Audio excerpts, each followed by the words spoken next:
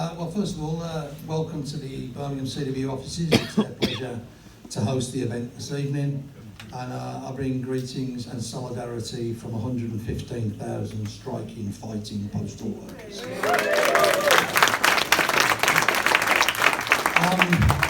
On the 23rd and 24th of December, our members will be taking further strike action. We decided our members deserve a bit of time with their family at Christmas, and that's probably the best way we could give it to them.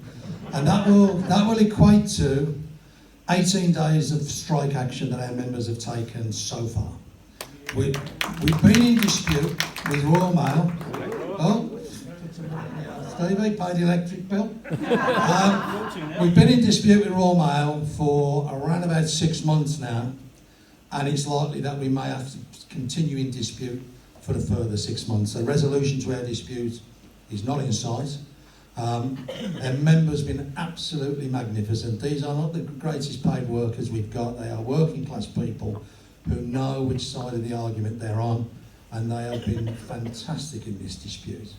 The origins of our dispute go back to April.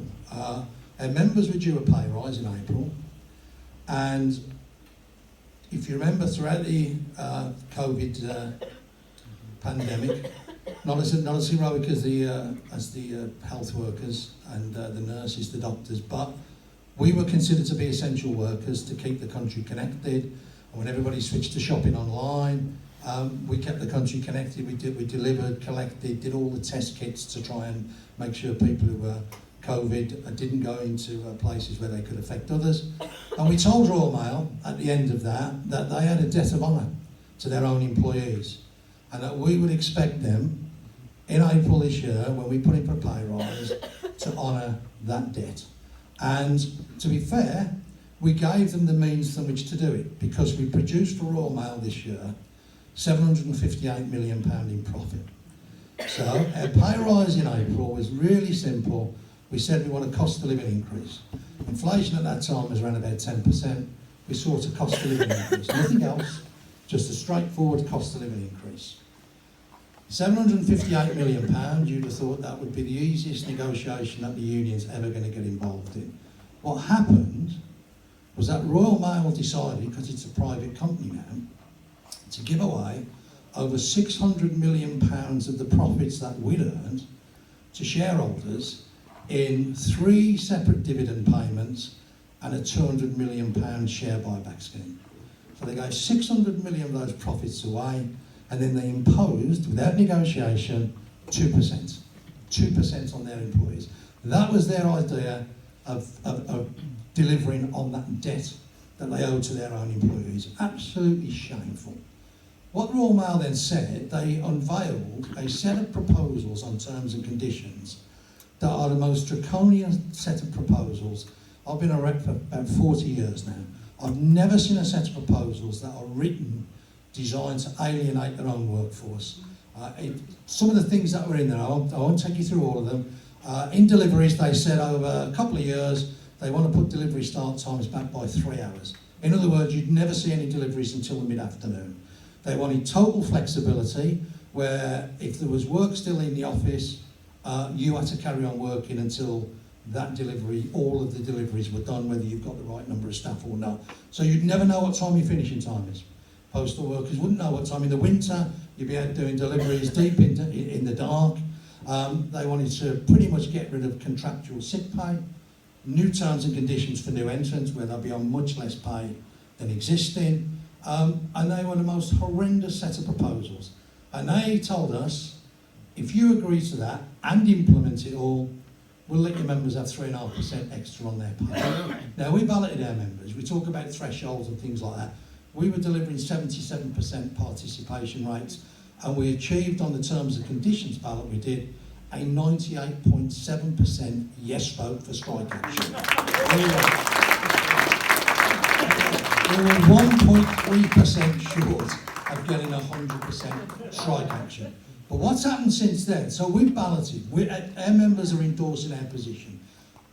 Royal Mail's not interested. There's a new regime coming, and what's happened since we balloted?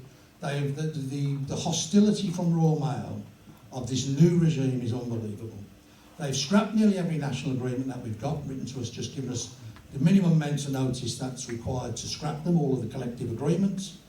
They've announced most recently they're going to get in 10,000 job losses. And they'll expect the post to be delivered with 10,000 less people. I have no idea, but they've announced that. They've scrapped their no compulsory redundancy agreement that we've had for decades, where there's never been a compulsory redundancy in Royal Mail, and we are still determined to keep that record. But they've scrapped that agreement, and they are now saying there is likely to be compulsory redundancies. They've gone to the government and said they'd like to change what's called the universal service obligation, which is what we have as a company, where we have to deliver 6 days a week to every household at the same price across the UK. It's a social part of the fabric that we've got. They want to take that down from 6 days a week to 5 days a week. That would be another 5,000 full-time job losses in Royal Mail. They've announced recently, but they've done it under the radar, that if you have a parcel that we haven't been able to deliver, we take it back to your local delivery office and you get a card and you go off and pick it up. They want to close 40% of the caller's offices. So in future, your caller's office has got a good chance, almost a 50% chance, it won't be at your delivery office, it'll be consolidated somewhere else. Because what Royal Mail is doing, they are determined to move to the gig economy. They've given up on letters, they don't really care about letters.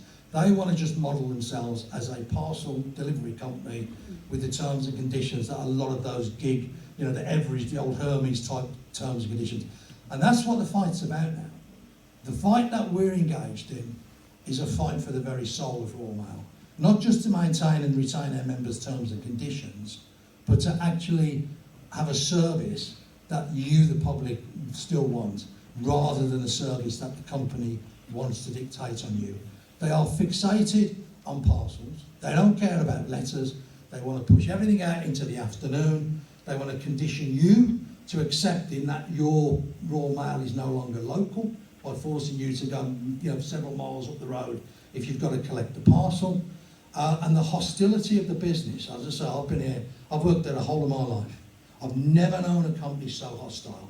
And the other thing they're doing is they're targeting our reps and our members and putting them on trumped up charges about alleged picket line violations. We've got over 130 reps and members who are suspended, who have been put through conduct, and some have been dismissed already. So we are in the battle of our life. We will take those 2 days by the end of the week. In January, we're going to reballot our members under the 6 months obligation. We're confident that our members are rock solid. They understand, probably better than some of us do, about what it's really like, because they've unleashed management. So on every day that we're not on strike, the things that our members have to put up with inside the workplace, it is an absolute culture of bullying, of harassment, of no standards, of not caring about it. We have deliveries where, in terms of letters, we've got offices where they haven't bothered a letter delivery in weeks. And there could be very important mail in there. We appreciate when we take strike action, we disrupt the service, but management, they would rather punish our members by saying you cannot do overtime if you've been on strike to sort of recover the mail. We'd rather stop you doing that than getting the mail out. It's difficult to explain how hostile Royal Mail has become. But the one thing we're determined, our members are going to see this dispute through to the end, and we're going to win, because we are eventually going to force them to get round the table and give us a collective agreement on terms and conditions that our members will vote for. But the other thing we're going to do, we will not leave 130 reps and members swinging in the wind because they've been put up on trumped up charges. So come the new year, your postal service is still likely to be disrupted because our dispute will go on, but it will go on until such time as we can get an agreement that we think our members will vote for, and we can protect those people who have been stitched up by trumped up charges. So, victory to postal workers, victory to everybody who's in struggle.